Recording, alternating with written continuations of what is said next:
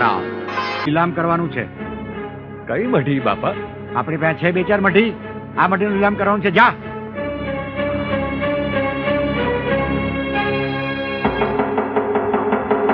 સાંભળો સાંભળો સાંભળો. બાપા બજરંગદાસજીના આશ્રમના સરસામાન અને માલ મિલકતની તથા આશ્રમ અને જમીનની હરાજી કરવાની છે. જે કોઈની ઈચ્છા હોય ઈ આશ્રમમાં આવી જાય. મને તો કઈ સમજાતું નથી. બાપા શું કરવા માંગે છે? બાપાએ હરાજી હું કામ કરાવી હશે? અરે બાપાને કઈ નાણાંની જરૂર હોય તો મોટા ભાઈ તમે જ પૂછી જુઓ ને. હાલાની આપણે જ બધા પૂછી આવી. હવે તમે બધા દોઢ ડાયા થાવમાં. બાપા કોઈનું માને એવા નથી. મોટા ભાઈ તમે હવે એમ કહો કે આપણે હવે કરવાનું શું? આપણે એક કામ કરીએ. બાપા જે આશ્રમનો માલ સામાન વેચવાના છે ને એ આપણે જ વેચાતો લઈ લઈએ ને થોડા દી પછી ઈ જ માલ સામાન આપણે આશ્રમમાં પાછો મૂકી દેવું. શું લાગે છે? તમારી વાત તો હાવ હોનાની છે. બાપા તો ગામને ખવડાવીને રાજી થાય છે. આ એક વાત સમજાતી નથી. બાપાને એવી રીતે હું પૈસાની જરૂર પડી હશે કે આમ આશ્રમને માલ સામાનની હરાજી કરાવવા હારું ઢંઢેરો પીટાવ્યો. નક્કી બાપા કઈ મુશ્કેલીમાં છે. એ કામમાં કુઈટા, આ તારા છોકરા ભૂખ્યા થયા છે. કહું છું ગામમાં જા અને થોડો ઝાડ બાજરો લેતો આવ તો હું આને ખાવા ભેગા કરું. સીતારામ બાપા સીતારામ. એ સીતારામ સીતારામ થી તારું પેટ ભરા હે, આ તારા છોકરાઓનું નહીં. અરે તો હું કામ ચિંતા કરે છે? આ બાપા સીતારામ જગત આ ખાઈને ભૂખા ઉઠાડે, કોઈ દી ભૂખા હુવાડે નહીં. એ જેથી પેટ ભરા હે ને એ દીની વાત. અટાણે આ મારા છોકરા ભૂખા મરે છે એનું હું. અરે બાપા સીતારામ જેવો ધણી છે, હંધાય હારવાના થાય. ભગતડા, આ મારે આમ ને આમ આ તારા બાપાના ભરોસે જીવવું પડ્યું ને તો એક દી મારે ને મારા છોકરાઓએ કૂવો પૂરવો પડશે. અરે ધીરી ખમ, હમણાં બાજરો લઈ આવજો. જા મારું પેરણ લઈ આવીશ. બાપાની હું મદદ કઈ રીતે કરું? હું તો રહ્યો ગરીબ માણસ, મારી આગળ તો આ 20,000 રૂપિયા છે. હાલો એક દી હું કે મારા છોકરાઓ નહીં ખાઈએ તો ભૂખે નહીં મરી જાય. સાંભળો ભાઈ, સાંભળો. બાપાના આશ્રમના માલ સામાનની આજે હરાજી કરવાની છે. આમાંથી જે કોઈ ભાઈ મોટી બોલી બોલશે ને એને આશ્રમનો કિંમતી માલ સામાન, આશ્રમ અને જમીન સોંપી દેવામાં આવશે.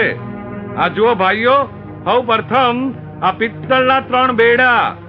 બોલો, બોલી બોલો બાપા, બોલી બોલો. 200 રૂપિયા. 200 રૂપિયા. બાપલિયા બોલો બોલો. 300 રૂપિયા. 300 રૂપિયા. બોલો બોલો. 400 રૂપિયા. 400 રૂપિયા. હા બોલો બોલો ભાઈ, વધુ બોલો. 400 રૂપિયા એક વાર, 2 વાર અને 3 વાર.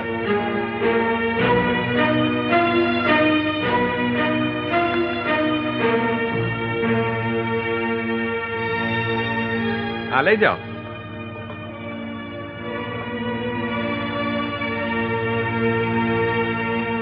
અને હવે ભાઈ આ આશ્રમના ગાદલા, ગોદડા, રજાઈ બોલો બોલો, બોલી બોલો. બોલો બોલો ભાઈ, બોલો બોલો. 200 રૂપિયા. 200 રૂપિયા. 200 રૂપિયા ભાઈ, આગળ બોલો. 300 રૂપિયા. 300 રૂપિયા. વાહ, આગળ બોલો. 400 રૂપિયા. 400 રૂપિયા. બોલો ભાઈ, બોલો. 1000 રૂપિયા.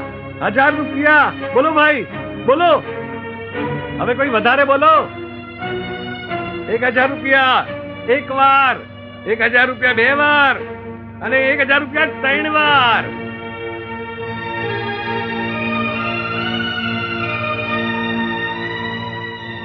લ્યો, મારો માણસ આવી લઈ જાય પછી. હા હા ભલે.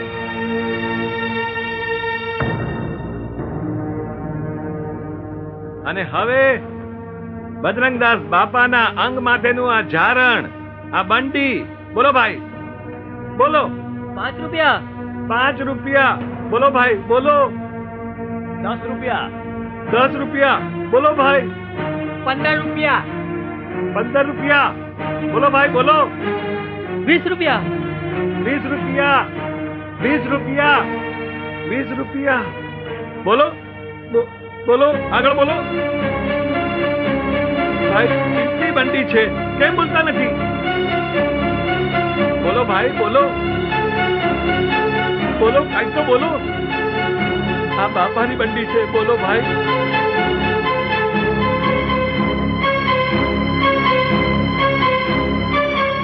રૂપિયા એક વાર, 20 રૂપિયા 2 વાર, 20 રૂપિયા 3 વાર.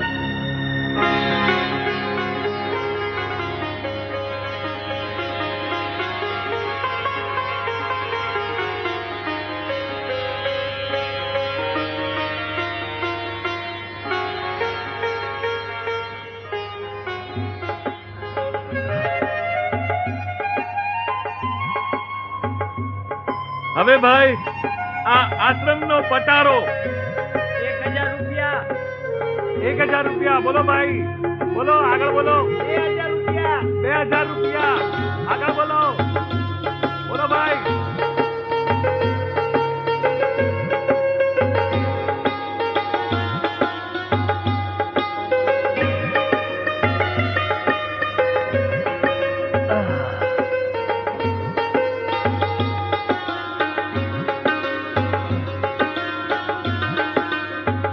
કા દાણા લઈ આવ્યા? એ તમારા મોઢામાં મગ ભર્યા છે. આ બોલતા કેમ નથી? ને દાણા ક્યાં? આ હાથમાં શું છે? બાપાની બંડી. હે, આ તારા બાપાની બંડીના હું બટકા ભરું? અરે નિરાંતે મારી વાત તો સાંભળ. આ 2 દી પહેલા બાપાએ ઢંઢેરો પીધાવ્યો હતો કે આશ્રમના હંધાએ માલ સામાનની હરાજી કરાવવી છે. હવે તું જ વિચાર કર, આ બાપાને એટલી તે કેવી જરૂર પડી હશે કે આશ્રમના માલ સામાનની હરાજી કરાવી.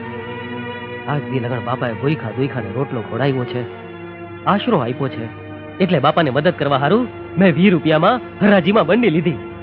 હે કરણ દાનેશ્વરીના દીકરા, આ ઘરના છોકરા ઘંટી ચાટે છે ને તું 20 રૂપિયામાં બંડી લઈ આવ્યો. આ તારા છોકરાઓનું હું કરું? માજન વાડે મૂક્યા હું? એ મારા માવતર, આ બગડલા હારે મને ક્યાં પહેરાવી? અરે, આના કરતા તો મને લગન મંડપમાં કાળો ના કેડો હોત ને તો હારું થાત. એ મારા માવતર, એ માવતર, તમે મને બચપણમાં દૂધ પીતી કરી હોત ને તો આને આગળ તો હું પગલું ના મૂકત. ના તારા બાપની બંડી.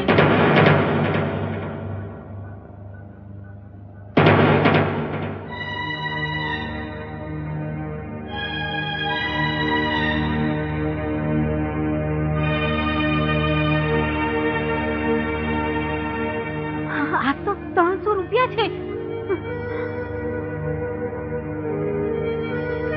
જોયો બાપાનો પરચો જોયો ને? અરે ગાંધી, જે બાપાને તે આટલી ગાળો દીધી એ જ બાપાએ આપણી મદદ કરીને. સાચી વાત છે. મેં ગાંડીએ ઘણી ગાળો દીધી બાપાને.